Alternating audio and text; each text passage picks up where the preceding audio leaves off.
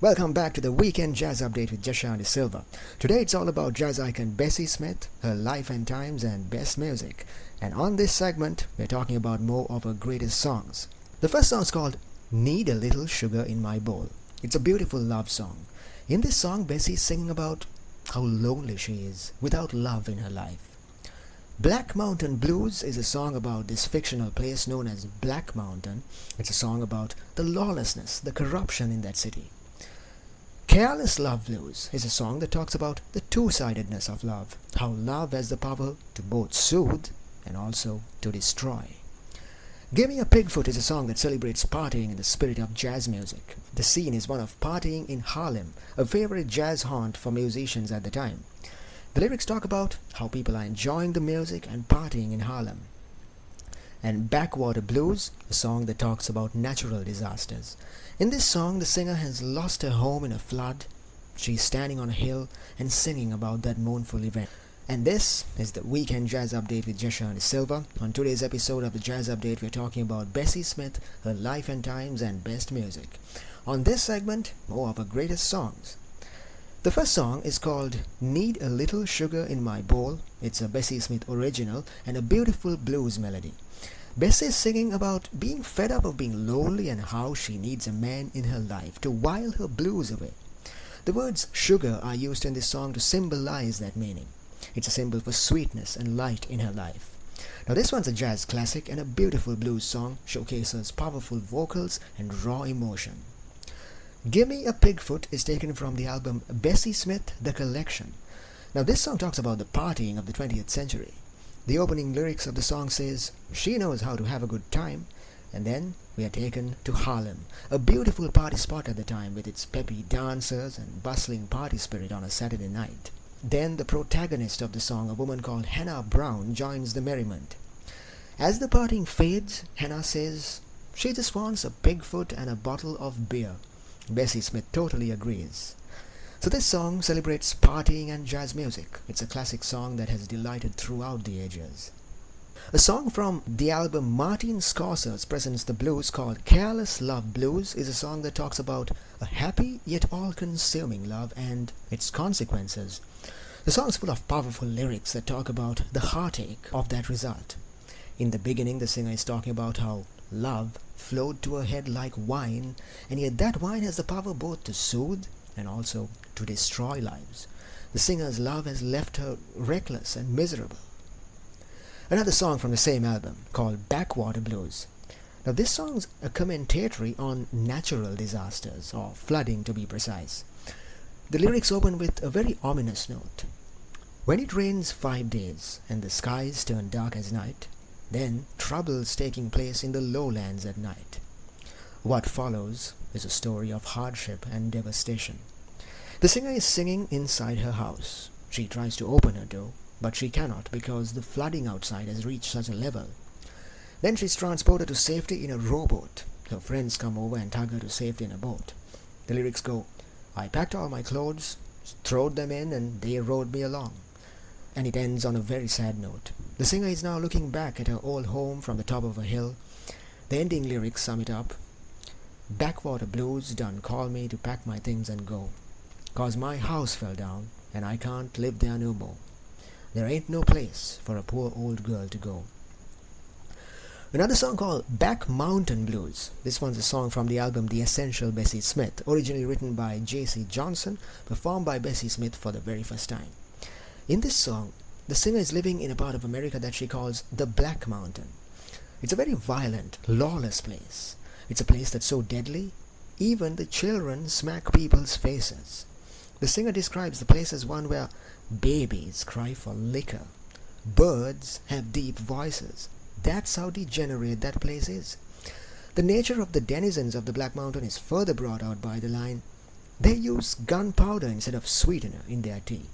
And the lawlessness is rampant.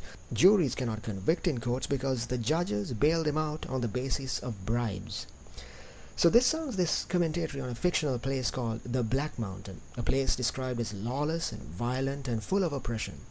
And this is the Weekend Jazz Update with Jashan De Silva. Christmas is here, and now it's time to talk about some beautiful Christmas albums that you should definitely check out for the season. A Merry Christmas by Stan Kenton is one such album. It was released on Capitol Records, a peppy, energetic compilation of Christmas songs. It was recorded in 1961, still enthralls audiences today, consists of a large orchestra in the background music, comprises a blend of traditional hymns and carols with typical Christmas music. Another album called A Charlie Brown Christmas by the Vince Guaraldi Trio. This one's a light-hearted compilation of hits. It's great for all ages. There's also a sense of holiday loneliness that Guaraldi tries to encapsulate in many of his songs on this soundtrack. Another 1960s classic, The Sound of Christmas by Ramsey Lewis. It's one of his first Christmas albums, and it's quite a short album, just half an hour, but offers an insight into the origins of Christmas jazz. Also worth checking out is Christmas Songs by Eddie Higgins, released on Venus Records.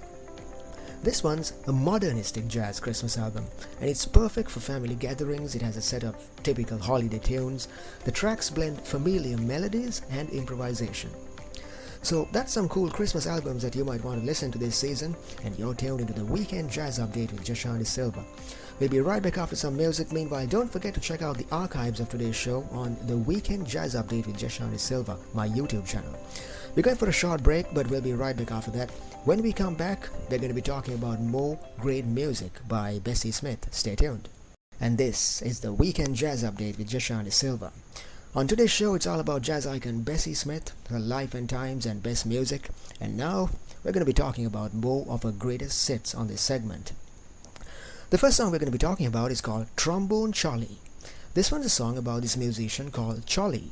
In this song, the singer is singing about her admiration for how he plays the trombone. He's described as an enigmatic singer, and nobody knows the secret of his trombone playing. Take Me on a Buggy Ride is a song about this woman who's going for a buggy ride with her partner and singing of her love for him as they journey. There's also a song about a popular dance that originated in the early 19th century called the Cakewalk. The Cakewalk contest is on. The singer is singing about her admiration for the participants of that contest. A particular couple that dance so well, the only way to beat them is to cheat.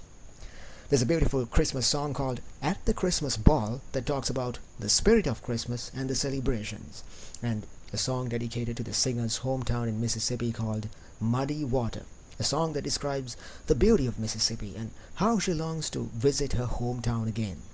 So all these songs, the meanings of the lyrics and album details coming up. This is the Weekend Jazz Update with Jashan De Silva, and you're tuned into the Weekend Jazz Update with Jashan De Silva. On today's episode, it's all about jazz great Bessie Smith, her life and times and best music, and on this segment, more of her greatest songs. The first song's called Trombone Charlie. This one's a song about another singer, a very talented and enigmatic singer who plays the trombone. His name is Charlie. He is a singer who delivers a unique sound that nobody else can replicate. He can make his instrument talk like an actual person. And yet, there's a mystery about how Charlie does it. What's the secret of his talent? Well, he won't reveal. Anyway, this song is a tribute to the character of Charlie. The lyrics want him to perform on and on. They say, "Oh Charlie, blow that thing and play that slide trombone." So this song is both a tribute to music and to the talent and brilliance of the musician known as Charlie. There's also a song about a buggy ride called Take Me for a Buggy Ride. Now this song begins on a carriage ride. As they ride along, the woman is singing of her merriment during that journey, her enjoyment during the buggy ride, and how much she loves her partner as they ride. Cakewalking Babies from Home is a song that's based on the cakewalk dance. That's a type of ballroom dance that was very popular among African Americans in the 19th century. Now over time, the cakewalk evolved into a contest. The winner was the one who danced with the most graceful moves. So this song is based on one such couple. They are described as being peerless in the art of cakewalk dancing. Everybody in town is talking about how well they dance. Bessie is singing in her rendition of this song that the only way to beat them is to cheat at the dance because they are unbeatable. The singer goes on to invite the listeners to also dance along to the melody with the lines, strut your stuff, cakewalking babies from home. At the Christmas Ball, a beautiful Christmas song by Bessie Smith. In the opening, the song greets the arrival of Christmas. The song goes on to talk about the festivity, the wine, the beer, good cheer. The singer is inviting everybody to join in the celebrations. So it's a song dedicated to the spirit of Christmas and the anticipation of the new year. And now for a song from Bessie Smith's album, The Collection. It's called Muddy Water, a Mississippi Delta Blues. In this song, the singer is yearning for her Delta home back in Mississippi. The singer is reminiscing. Her memory is filled with thoughts of the Dixie moonlight, the Swanee River. She sings that the Southlands is where she wants to be. She hears the whispers of the breeze calling her home to Mississippi. And in the song there's muddy water everywhere, but she doesn't mind. It's where her heart is, the muddy waters of Mississippi, the blues that make her feel at home. She's singing that she wants to lay round the Delta once again. More great songs from Bessie Smith's compilation of hits, and you're tuned into the Weekend Jazz Update with Jashani Silva. And this is the Weekend Jazz Update with Jashani Silva. On today's episode, it was all about famous blues singer Bessie Smith. She was nicknamed the Empress of the Blues. She saw her heyday in the 20s and the 30s. She was both a great singer and inspired a lot of other great singers like Louis Armstrong. In 1920, a new market opened up for aspiring African American talent. A single called Crazy Blues was released on OK Records, sold more than 100,000 copies. That led to a new demand of blues singers. Bessie Smith was one of the earliest examples. In 1923, she signed up with Columbia Records on the strength of that performance with the Stokes Band, making her a national star. Her first big hit was her first release, a combination of Gulf Coast blues and downhearted blues, which had already seen some success on the charts. Soon afterwards, she became known as the highest paid black entertainer of her day. She typically toured in railroad cars during her performances. She went on to acquire the title of Queen of the Blues and the Empress. Bessie Smith made 160 recordings for Columbia Records, often in accompaniment with other great jazz musicians like Coleman Hawkins, Louis Armstrong, Fletcher Henderson, and Charlie Green. So that was a bit about her biography. Now let's talk about some of her best songs. St. Louis Blues, a song about how the singer is lamenting the loss of love in her life. Another woman's entered the picture and stolen her boyfriend from her. She's singing about finding new beginnings and starting afresh. Careless Love Blues is a song that talks about the two-sidedness of love, how love has both got the power to soothe but also to destroy. Gimme a Pigfoot, a song that celebrates partying in the spirit of jazz. The scene is one of partying in Harlem, a favorite haunt for jazz musicians at the time. The lyrics talk about how people are enjoying the music and partying in Harlem. Backwater Blues is a song that talks about natural disasters. In this song, the singer has lost her home in a flood. She's standing on a hill and singing about that mournful event. And Trombone Charlie, a song about a musician called Charlie. In this song, the singer is singing about her admiration for how well he plays the trombone. Charlie is described as this enigmatic singer, and nobody even knows the secret of his trombone playing. So that was some great hits by Bessie Smith and also an insight into her biography. And that brings me to an end of the Weekend Jazz Update with Jashani Silva for today. I'll see you again next week, same time. Have a great week ahead and wishing you a very happy new year.